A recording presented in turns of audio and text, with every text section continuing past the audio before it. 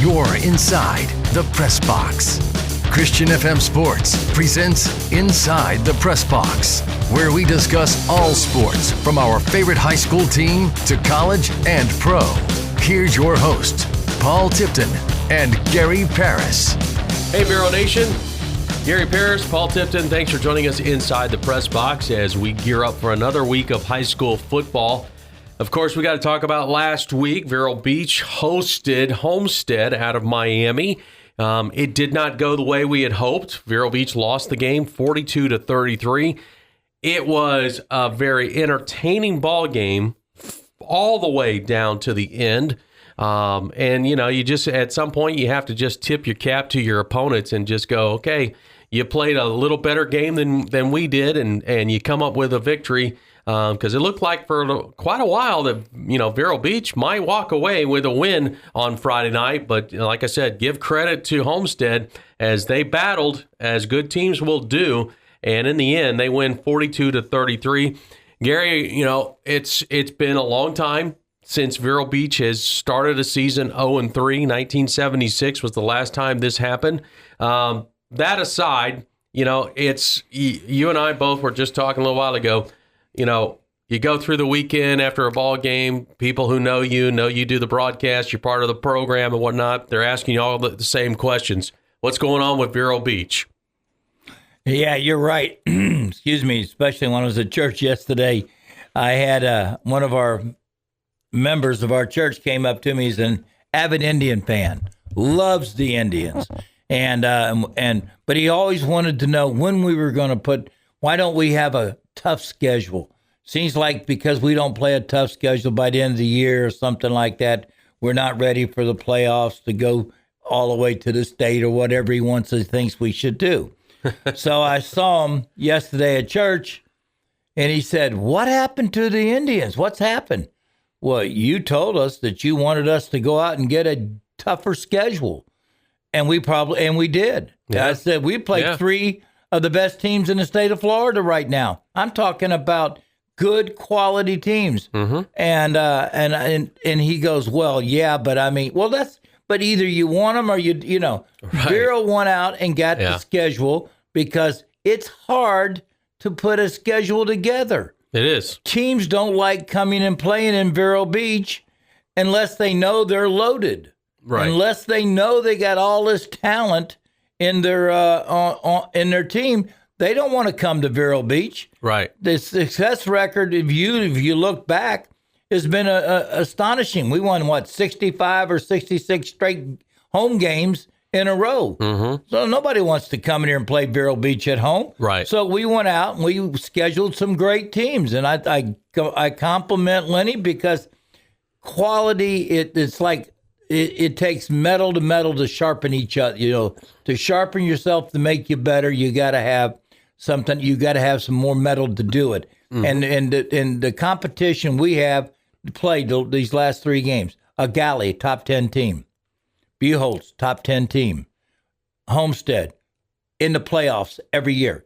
Lost to St. Thomas Aquinas the last 2 years. They're going to be back in the playoffs again this year. Yeah. So you play, and we still got Booker T. Washington coming up in the second half of the season, who's another powerhouse out of Dade County. So we got a schedule that nobody else in this area has. I agree, and you know, you and I were talking about this. Like, I feel like I've had to become a defender of the program, and it really shouldn't be that way. I get it. You know, fans want your team to win. We do too. You know, nobody sets out to go, hey, you know what? You know, it'd be really cool. Let's see if we can start out 0-3. You know? Yeah. Nobody's decided. That's not ever in a game plan anywhere. But as you said, you know, if you want to be the best, you got to beat the best. And, you know, look, there's always learning that can take place. There's teaching lessons in every single play to every single game, every moment here. And from the coaches to the players, they're learning. They're learning some things, and they're learning it quickly. Look, you got a freshman quarterback who's got thrown in the deep end, and you know what? In my opinion, He's getting a passing grade at this point. You've got, guys that have gone down through injuries, and you got other guys that have had to step up and fill in. You got guys that are playing two sides of the ball now, which is not something that we've tried to do a lot of. We've been pretty limited and tried to, not have to focus on having two guys or one guy play both sides of the ball. We're having to do that right now. And what happens? You get late in the ball game, guys get tired or they get cramps, and they're unable to go. And then what do? You've got to figure out in that moment how to put the best 11 guys on the field at any given moment. Not an easy task to do. No, and if our audience would look at the lineup we have in football, last week in our game, we had one senior, I believe it was, because we had the two linemen. The other lineman, one of our seniors, was out. Mm-hmm. So we have no senior wide receiver starting. Nope. No senior was starting in the backfield. Lansford's hurt. And we have our quarterback as a freshman. There was just one senior in that starting lineup on offense. Yeah. And so when you go out there now, you're looking at, I'm looking out there and I'm seeing a freshman, I'm seeing sophomores, I'm seeing another freshman, I'm seeing juniors, I'm seeing, when you're without, we were expecting to have Hillsman back this year at running back. Right. Hillsman had a great year last year as a sophomore, or as a junior, rather. We were expecting. No, as a sophomore. As a sophomore, excuse me. You're right, sophomore. Yeah. And we were expecting to have him back this year. Right. And he's not back from his knee injury. Mm-hmm. And so we're like, okay, we'll do the best we can. Got a freshman quarterback that's going to be fantastic. Yep. Last week I thought he played his best game of the three. Yeah. Excuse me. And he kept us in the game as much as he possibly could. He made a 59-yard run that I just didn't know he had that speed. He literally broke through. We haven't really seen him run. So usually he's getting sacked, but he'll run and get 7-8 yards or something of that nature. But to see him break one through, and then when he saw the seam, boom, he hit it. Yeah. And I went, whoa. I told you during the break, I said, I didn't know he was that fast. Yeah. We've never seen him have to run that far. But this is a talent we have. And again, this year coming in, last year we had a lot of kids from our open enrollment that came in from St. Lucie County the last couple of years. We didn't have them this year. Not only, we get a few transfers here and there, but I think also too, what we don't ever really talk about, Gary, is how many guys actually leave Vero Beach. You know, and this has become commonplace for a lot of schools. This is not exclusive to Vero Beach. Is that having depth for your team is becoming more and more of a challenge, because if a player feels like he should be starting, well, he's going to probably leave your program and go somewhere where he can start.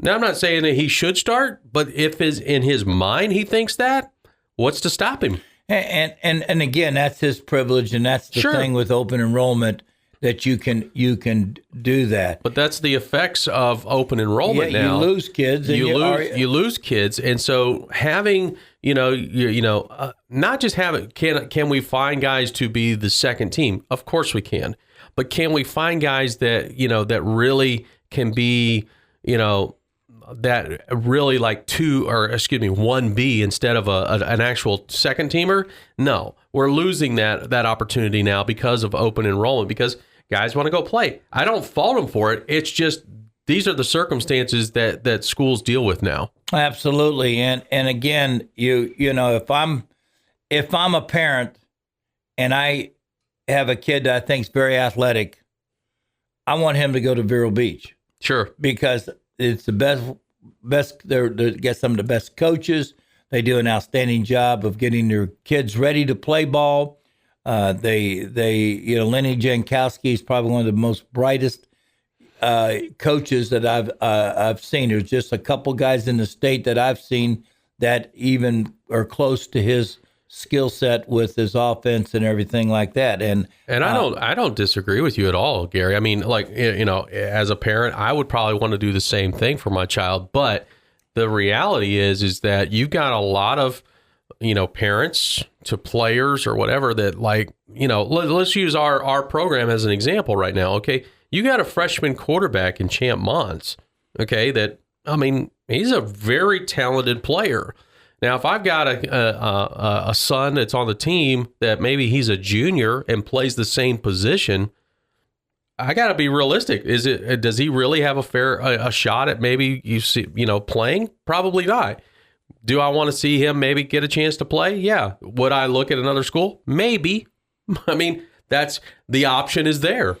But you still got to win the job of where you're going. 100%. So, I mean, 100%. I think that's what a lot of guys learn. Yeah, there's no guarantees that you're going to be the starting quarterback when you go there, right. or you're going to keep the job or whatever it may be, your position you played.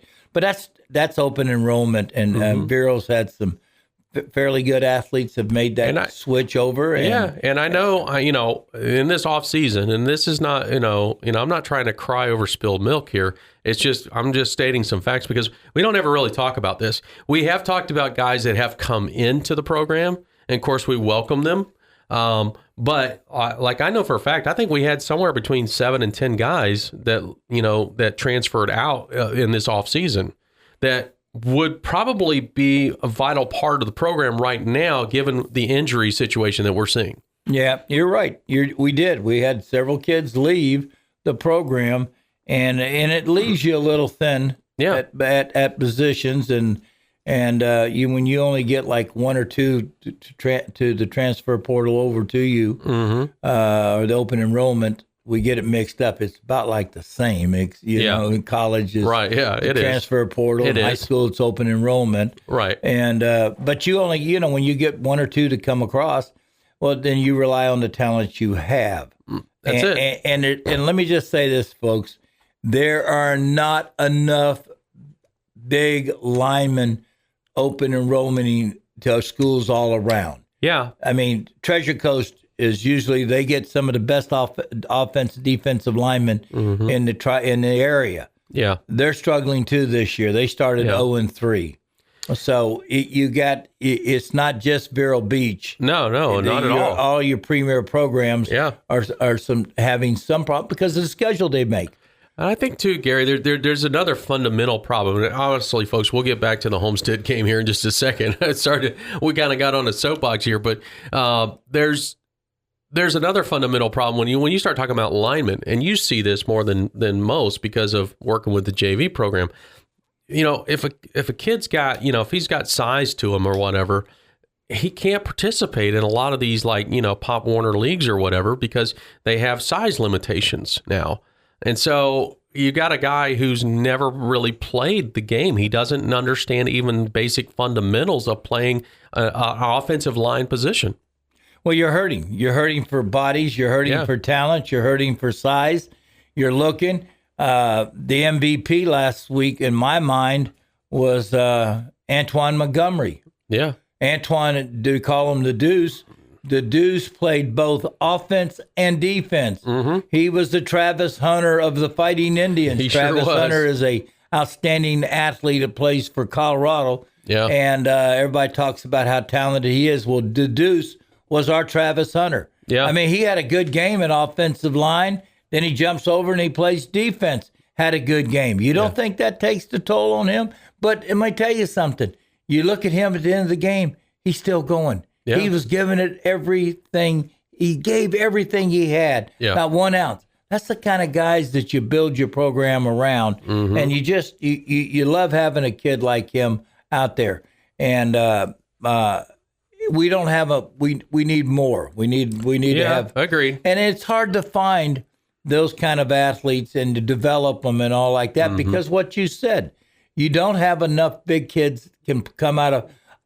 We get them as 9th graders. If they're any good, they're going to the varsity because they need depth up there. Right. And so when we get them at JV level, a lot of these kids have never. Well, even if they get to the varsity level, they haven't played. Yeah, they haven't played. Yeah, we just have to set down. We have to get them down, get them into hitting contact, getting into the physical part of the game. And they don't understand the fundamentals of the game. The football IQ is a little bit lower at that time because they haven't been around it. Right. Nobody's. I mean, if most of the kids are playing 7-on-7 leagues. Right. And it's hard to find linemen unless you get them from a club. Yeah. What one of these, amateur clubs they have for football, like travel ball kind of thing. Travel ball, yeah. And so it's hard to find linemen. That's why I say no matter what school, it's hard to find linemen. It's a widespread problem. It's not exclusive to just our program by any means. But jumping back to the Homestead game on Friday night, Gary, Vero Beach jumps out to a 2-touchdown lead. And, as we've seen these first 3 weeks, Vero Beach has gotten out to some good starts, good leads. But when you got a great opponent on the other side, they don't hang their heads quickly. They keep working at it. They keep chipping away at it, and it's what we've seen for the third straight week. Yeah, it's a tremendous battle. It is. We lost 42-33. That's 9 points. But the problem is that should have been a one-possession game because you've got Sam Kynes, our kicker, has pulled a groin muscle. And I'm going to tell you something.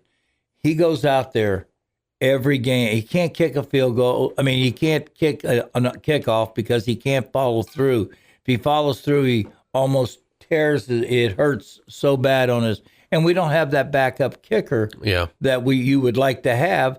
And Sam he needs a break. He needs a game where he can allow to heal. Yeah. And right now you can only, so he goes out and he misses an extra point. Well, that extra point becomes crucial in the game. Yeah. And then we had to go for 2 and we didn't get it. So now you're 3 points behind and all of a sudden you're really trading touchdown, and whoever has the ball last, and they had the last chance. They scored in their last opportunity to go ahead 42-33 at that time. We got the ball back, but we didn't have enough time on the clock. No, you're down by 2 possessions at that point. I mean, it was going to take a real miracle to pull it out. That was a good game. That was a hard-fought game. That was an offensive game on both sides. And even though we lost, Gary, it was, obviously from a broadcaster standpoint, it was a fun game to call because, that second half, you had 6 scoring drives. But between the two teams, you had 6 scoring drives. It was just back and forth, which is what you love. It was entertaining. Obviously, as a Vero Beach fan, you would like to be on the positive side of that score, but it just didn't fall our way. No, it didn't. And again, it wasn't lack of effort. No. The effort was there. It's just that right now, what we have is we're a young team offensively. Yeah, to your point, it certainly was not a lack of effort. In fact, there was so much effort on there that you had guys that were cramping up. Because they're trying to play on both sides of the ball. They're trying to do everything they can to help the program or help the team win a ball game. And and when that happens, there's not a lot that you can do. And, somebody else is just going to have to step up and try to make some plays. And unfortunately, we just couldn't make it happen. The guy that stepped up to me this game, the game that on offense that stepped up, was Stinson. Number 10 for Vero Beach. How about 9 and 114? 9 catches, 114 yards. And he stepped up, and he was that big playmaker. And your freshman quarterback, 20 of 29, Paul, for 209 yards, 1 touchdown, no interceptions, and he did a good job. He rushed 12 times for 81 yards. Of course, we know what 59 of those 81 yards came from. Hey, we'll take it. We'll take it. And again, the stats, you score 33 points, most of the time you're going to win the game. Yeah. Most of the time, you're going to win the game. Yeah. But when you have a team that has explosiveness like Homestead does, and they put it together, they've been banged up early too, but they came together this game, and we got outplayed 42-33, and And now we move on to Centennial, which is our game this week. Yeah, it'll be our first district contest of the season, and Centennial. I'm trying to remember, Gary. I think they're, what are they, like 1-2? 1-2. Yeah. And again, we were kind of joking about this before. It's like, well, you can't totally go by records, can you? Because you look at Vero Beach with 0-3. Don't know a lot right now about the Eagles and what they're bringing to the table. But the last few times that we've played Centennial, it has been, some dramatic ball games. And so, they're going to bring their best because, these are important games. You win your district games, get your district title. Well, you've got a ticket punched in for the playoffs. In spite of what your record might be, if you win, now we've got 3 opponents in our district. So if we can go 3-0 in our district, guess what? We got a district title. We're in the playoffs. So it doesn't matter, if we end up being 3-7, we're still in the playoffs. So I'm not saying that's what we would do, but that's a possibility. If the only 3 games we win this season are our district games, we're in. Wasn't too long ago when Treasure Coast did that. Treasure Coast was 3-7. Yeah. 3-7. Yeah. And won the district. Yeah. And actually got, I think, 3 rounds in, I think, in the playoffs. They did, exactly right. And that tells you the competition level when you play. And like I say, we play 4 teams this year that are historically known to be 4 of the better teams in the state of Florida. Yeah. And I tip my hat to Lenny to go out and get them for us to see how we can measure ourselves with it. And that's a barometer. You play that's your barometer, how you measure. So now you got Centennial, a team that's a district game. Yeah. It's a district game. This is the most important game of the year right now. Not Booker T. Yep. Not anybody else. Not Heritage. Not Palm Bay. Not Rockledge. Right. This is the most important game 100%. of the season because you need to be 1-0, and Centennial's 1-2, and they like a balanced attack. They got a young quarterback, a junior Brown, who's thrown for 489 yards in the first 3 games. So we got to respect his ability to throw the ball. Yeah. And then they got the running game seems to be a little bit off this year. Is Rivera Allen, the running back, has 21 carries, 135 yards. But receiving wise, they got this kid, and we've seen him before, Dorless. He's caught 9 passes. Burris has caught 11, and Harris has caught 10. So they got some good receivers, and they rely on their receiving core right there. So when between the 3 of them, they're averaging 10 catches a game. I mean, for the season rather, and each one of them have 10 catches already in the season averaging. So 3 games in, and they're a team that has struggled, and they haven't played the competition we have. That doesn't mean we're going to go down and just throw our helmets out there and we're going to win the game. No. In fact, you got to believe now with a team at 0-3. We talked about this last week. This is a team that's hungry. They're very hungry. They want to get that win. Just like Gary and I are hearing, from people asking us what's going on with Vero Beach. I can only imagine what the players and coaches are hearing from fans and friends and family and whatnot, trying to figure out what in the world's going on. So I would imagine they're going to be ready to play on Thursday night. I think so too, and I think it's going to be a great opportunity to go on the road and pick up your first win of the season. Matter of fact, I feel very comfortable. I think the Indians will be ready to play. It's going to be kind of a wet week. On and off, and there's going to be getting practices in on both teams because it's they're only like 25 miles south of us, so it's not like you're right. Like, they don't get the rain, you get rain too, and you just is how much practice you can get in and how many make your changes and your adjustments, and hopefully we got some healthy people and. We'll get some more people back in there to play. Hey, speaking of a team looking for their first win, what's going on with FSU? Whoa, you just put the dagger in, don't you? You know, the biggest thing happened to FSU this year was, one, they had such a great team last year. They were loaded.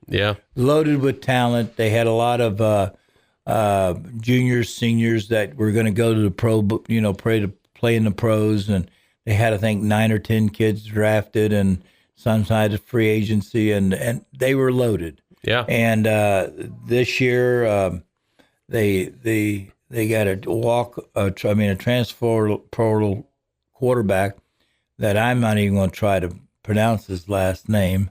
We'll just call him Ukulele. Yeah, Ukulele. He was at Clemson, and he spent 2 years there. Then he went to Oregon State, and now he's at Florida State. And he has struggled. He has not looked sharp at all. And the team is just, it's going to happen, but nobody really saw the 2 losses, one to Georgia Tech. You don't lose to Georgia Tech when you're Florida State. You got a good team. Mm-hmm. You go in there and you're supposed to win. Right. You go to Boston College, you're supposed to win. Yeah. Okay, you play them, you're supposed to win those games. The games like that are on your schedule that are tough, the Clemsons and the NC States and the North Carolinas and those kind of games, you've got to be prepared. You got a shot at losing, you think, in those games. But but you don't see Boston College and Georgia Tech as L's on your list, and that's what's happened this year.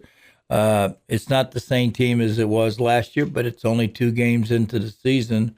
And the only big break they had last week was they had an open date, and they got a chance to work things out. They got a chance to make some adjustments, and hopefully they do as they come in for this next 10 games. Yeah. Well, meantime, the Knights in the game, the team that you cover, have gotten out to a good start. They have. They played New Hampshire, which was a FCS game. We were scheduled to play Liberty, but Liberty had to, when they joined the Conference USA, and they had to back out of that deal to cover all their conference games and the scheduling of their teams. So we hurried around and we found New Hampshire, and we came in and we did exactly what we had to do. Mm-hmm. And then the next week we played an FBS school this past week, Sam Houston. Sam Houston wasn't, but in 2020 they were the FCS national championship under their coach K.C. Keeler. So we were anticipating them to be better, and they were. But I thought UCF played its best game so far this season. I thought our quarterback KJ Jefferson did a good job. He was like, I think 12 of 15 and passing. Much improved from game 1 to game 2. He looked a lot sharper. Yeah. And our running attack, folks, is we nearly had another 400 yards of rushing. We had 454 the first game. Mm-hmm. We had I think 389 or something the last game. But this week it's a new game. They play TCU. They're on the road. We're going out there to play it in Fort Worth. Almost said Lake Worth, but Fort Worth. And but they're a good team. School. They're, a few years back they were in the playoffs. Yeah. So we're anticipating they're back. They're 2-0, and so it should be a really good game. Yeah. For UCF to play in. How about your Dolphins pulled out a win? Yeah, man, that was good. That was good. I really enjoyed that. Yeah. Tua looked good. He settled in and he did good. The receivers looked good. Tyreek Hill, even though he likes to run a little fast, and I'm talking about driving fast too. And apparently he got himself in a little bit of trouble right at the stadium before the game. Yeah, for speeding, I believe it is what they're going to get. But he came back out and he looked good. They looked good. They beat I thought the Jaguars. Well, I was impressed with them. I really was. They impressed. Look solid. And I thought that they had a legitimate shot at beating, but in the end, the Dolphins won. It doesn't mean they're going to be the best team. They just won their game. And as all of us who are fans of the game, we have a favorite team. Sure. Like my other favorite team is the Browns. Okay. Well, they didn't do so good. They ran into Cowboys a buzzsaw yesterday. Hold of $260 million man, and Dak Prescott, and he looked good. He looked good throwing the ball. He did look good. I think the bigger problem was Micah Parsons, but wow, man, that man can fly. What a player. Can't he? Yeah, you talk about a defensive lineman that you just can't stop. He's so good. He can make an outside move and rip back inside, and you're right on top of that quarterback. Oh my goodness! Yeah, those are just God-given talents. Yeah. To your point, though, you were talking with your Seminoles. You're talking about what kind of players you had last year. I mean, I saw Keon Coleman had some big catches for Buffalo. Yeah. And then I saw Verse was starting for the Rams last night. And so yeah, I mean, you got some pretty heavy hitters that aren't part of the team anymore. Gabe Davis for UCF. Yeah. Yesterday for playing in Jacksonville too. Yeah. He played with on Jacksonville. And yeah. It was.